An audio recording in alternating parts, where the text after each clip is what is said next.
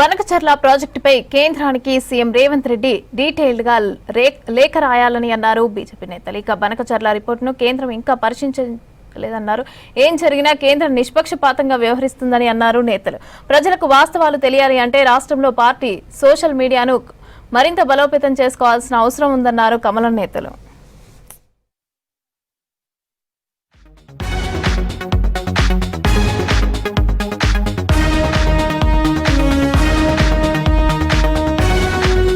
బనకచెర్ల మీద కేంద్రం నిర్ణయం తీసుకోలేదన్నారు కేంద్ర మంత్రి కిషన్ రెడ్డి. గోదావరి జలాల పంపిణీ మేరకు తెలంగాణకు అన్యాయం జరగవద్దన్నారు.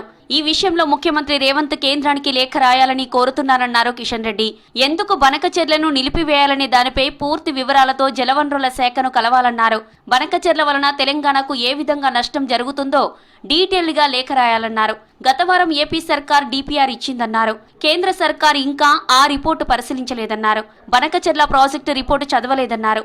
అధ్యయనం చేసిన తర్వాత కేంద్రం నిర్ణయం తీసుకుంటుందన్నారు. కేంద్ర ప్రభుత్వం నిష్పక్షపాతంగా వ్యవహరిస్తుందన్నారు కిషన్ రెడ్డి.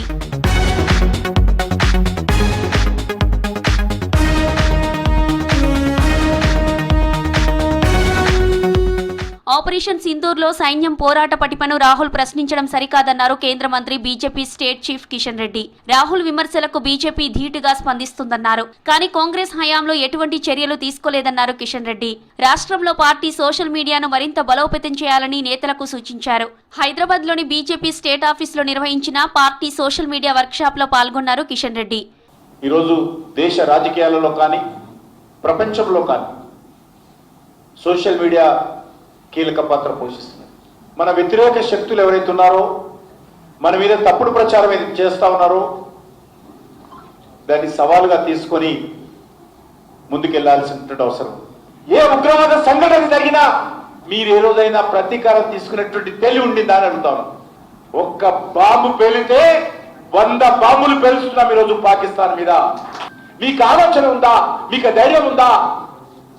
కాబట్టి ఈరోజు రాహుల్ గాంధీ కుక్కతో ఒక వంకర అన్నట్టు రాహుల్ గాంధీ మారడిగా వ్యక్తిగత స్వార్థ రాజకీయాల కోసం, కాంట్రాక్టు కమిషన్ల కోసం పనిచేసే సీఎంలతో ప్రధాని మోదీకి పోలికే లేదన్నారు బీజేపీ ఎంపీ రఘునందన్ రావు. కశ్మీర్ లోయను దేశంలోని ఇతర ప్రాంతాలతో అనుసంధానం చేసిన ఘనత ప్రధానికే దక్కిందన్నారు. సిద్దిపేట జిల్లా మర్కూకు మండలం పాములపర్తిలో పర్యటించిన రఘునందన్ రావు కొత్తగా నిర్మించిన ఆలయాన్ని సందర్శించి ప్రత్యేక పూజలు చేశారు. ఒక్క రోజు కూడా సెలవు తీసుకోకుండా 24/7 ఈ దేశ హితం కోసం పనిచేస్తున్నటువంటి ప్రధానమంత్రి నరేంద్ర మోడీ గారు ఇక్కడ వ్యక్తిగత స్వార్థం కోసం, ఫామ్ హౌస్ల కోసం, కాంట్రాక్ట్ల కోసం, కమిషన్ల కోసం ప్రాజెక్టులు కట్టేటువంటి ముఖ్యమంత్రులు ఎక్కడ అనేది ఒకసారి ఆలోచించుకోవాలి. ప్రతి ఏటా బక్రీద్ సందర్భంగా వేలాదిగా ఆవులను, పశువులను చంపుతున్నారన్నారు బీజేపీ ఎమ్మెల్యే రాజాసింగ్. ఈ పాపం దేశవ్యాప్తంగా ఉన్న ఎంపీలకు తగులుతుందన్నారు. గోవులను చంపుతున్నా ఎంపీలు ఒక్కరు కూడా మాట్లాడడం లేదన్నారు రాజాసింగ్. ఇప్పటికైనా వచ్చే పార్లమెంటు సమావేశాల్లో గోహత్య నిషేధ చట్టం తేవాలని డిమాండ్ చేశారు రాజాసింగ్.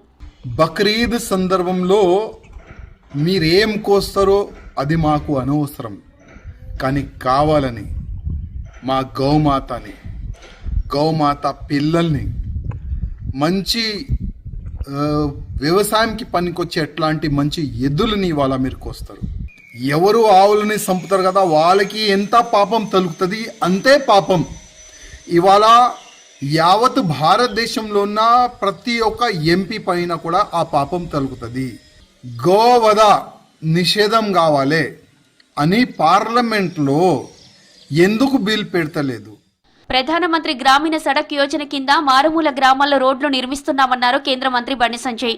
కరీంనగర్ పార్లమెంటు నియోజకవర్గంలో 31 కోట్ల ఉపాధి హామీ నిధులతో రోడ్లు వేశామని తెలిపారు.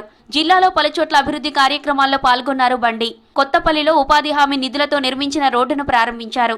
సిఆర్ఐఎఫ్ ఫండ్తో మొత్తం 1314 కిలోమీటర్ల పరిధిలో రోడ్లు విస్తరించామని తెలిపారు. ఆ తర్వాత ఆసిఫ్ నగర్లో ఎంపీ నిధులతో కూరగాయల మార్కెట్ నిర్మాణానికి శంకుస్థాపన చేశారు బండి సంజయ్.